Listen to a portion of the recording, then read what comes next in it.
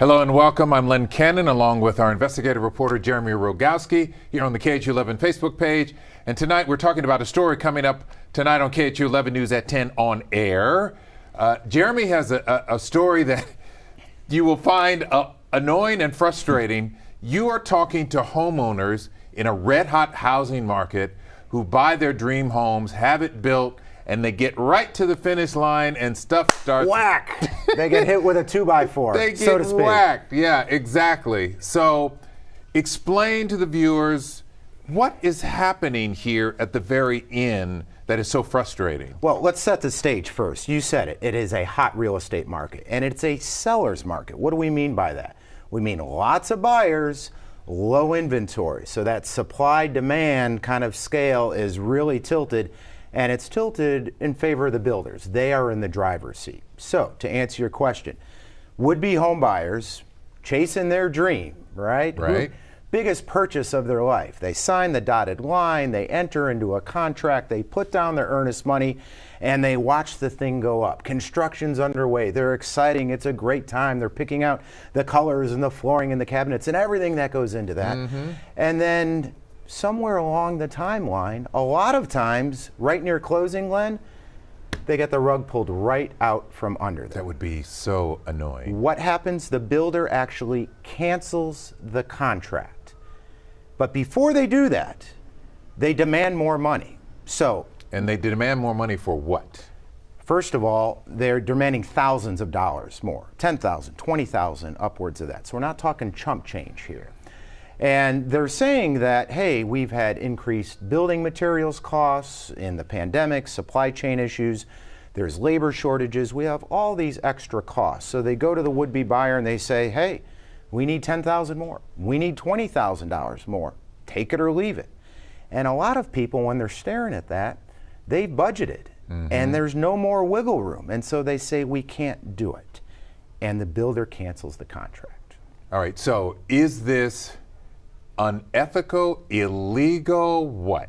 Well, if you ask the would-be buyer who just got their contract ripped up, they think it's all of the above. Got it. Whether it is illegal, it all comes down to the fine print, right? Oh, this is the fine print that you always got to check. So here's a contract. It's about 20 pages long. Get your magnifying glass out, right? All right.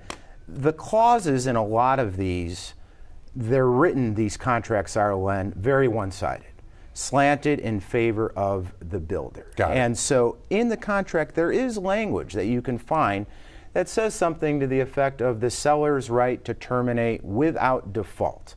And they list everything under the sun. From delays Sudden and cost changes. Yeah, labor shortages, this, that, or the other, and it gives them that kind of escape hatch, that window to jump out of the contract. Now, I would think that, because having done this in my lifetime with various things, and sometimes you just kind of, you read a contract and you gloss over certain things. And I would think some people are kind of like, oh, well, that's not going to happen.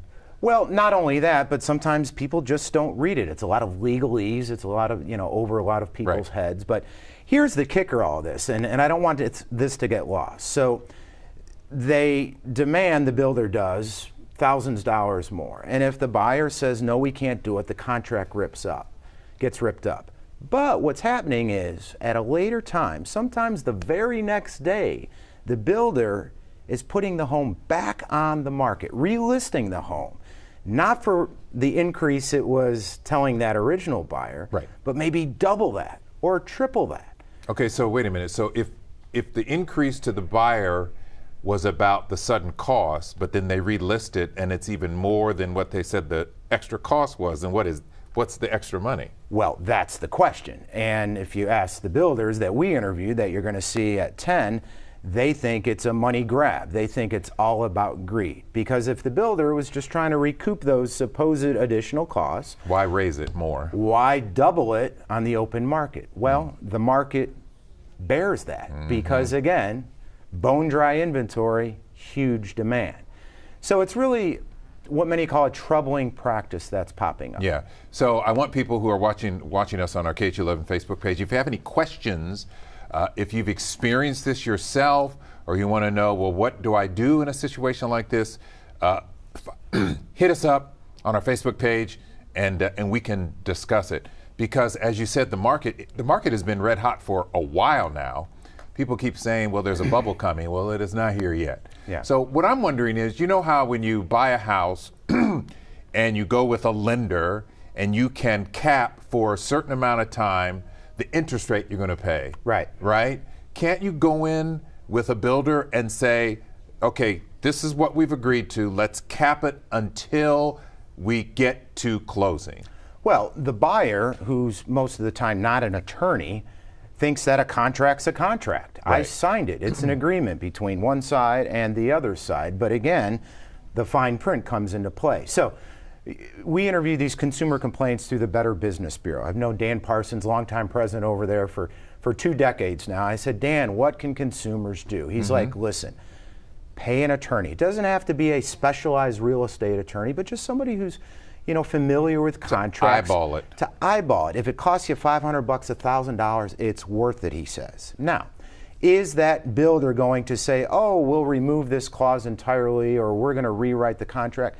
Maybe, most likely not. But according to the Better Business Bureau and others out there who are aware of this practice, there may be some opportunity to negotiate. There may be some wiggle room to get some protections in there. In other words, maybe there's a cap at what they can increase. Right. Because the supply chain and the pandemic issues are real. Nobody's quarreling with that. But again, are they really just trying to recoup those costs, or do they see, hey, the open market is red hot, we can make all more of this money? And with a market that hot, I want to repeat this because I've experienced this.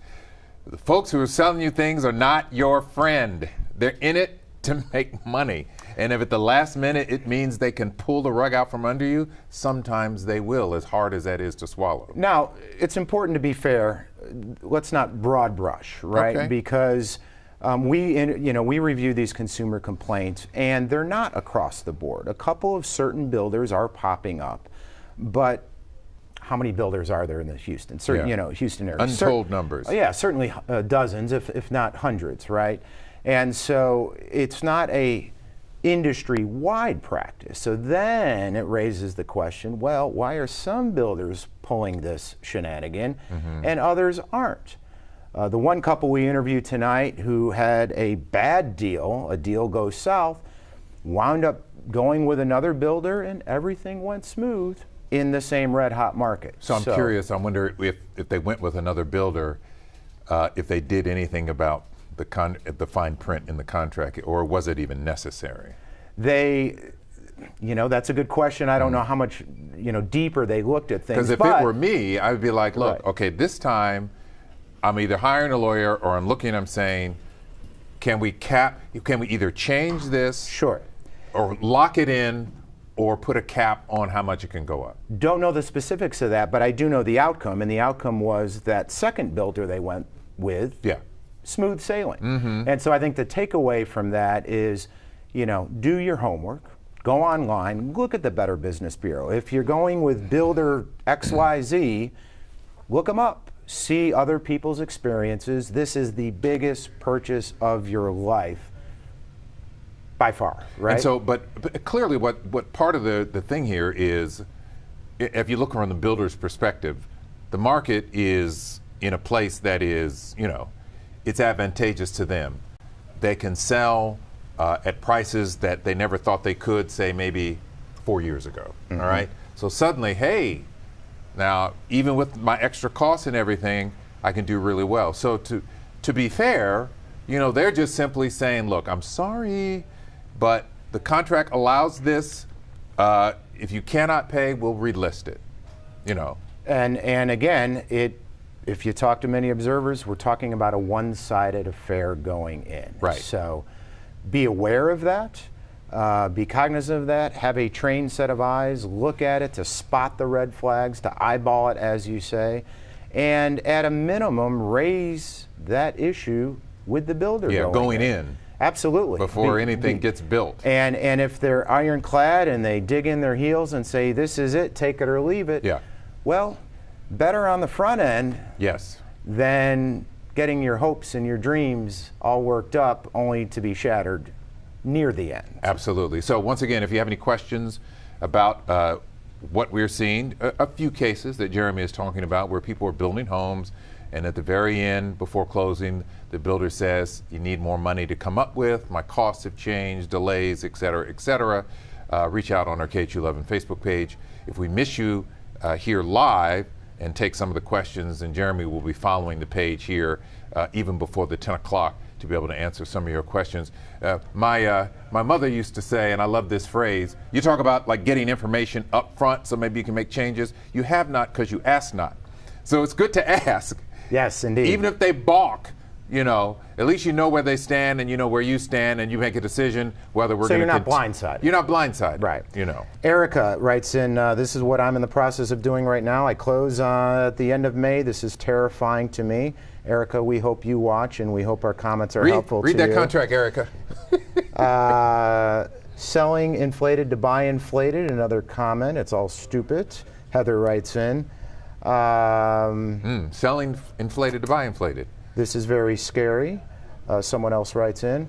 So, it appears here initially that other people have gone down this road or certainly fear going down this road. So, again, as Len said, we'll be monitoring the Facebook page, and to the extent we can answer your questions, we'll be doing so over the next hour. You know, it's unfortunate, but the market dictates a lot of things. You and I have been in Houston long enough to have seen the market turn upside down, and then builders are like, what else do you want? What else can I do for you? But the game has changed now. And well, it's like and it's not just homes, right? Not to go off on a tangent. This is everything. But, buy a new car right now, and it used to be how much lower than MSRP can I get, and now you're lucky to get it at the manufacturer suggested real price. Market realities. Indeed, indeed. So all the more reason to beware and to protect yourself. All right, so be sure to watch Jeremy's investigative piece tonight on KHOU 11 News at 10. He'll be following your questions on our Facebook Live, so send the questions in and get updates and real good answers, and we'll see you at 10.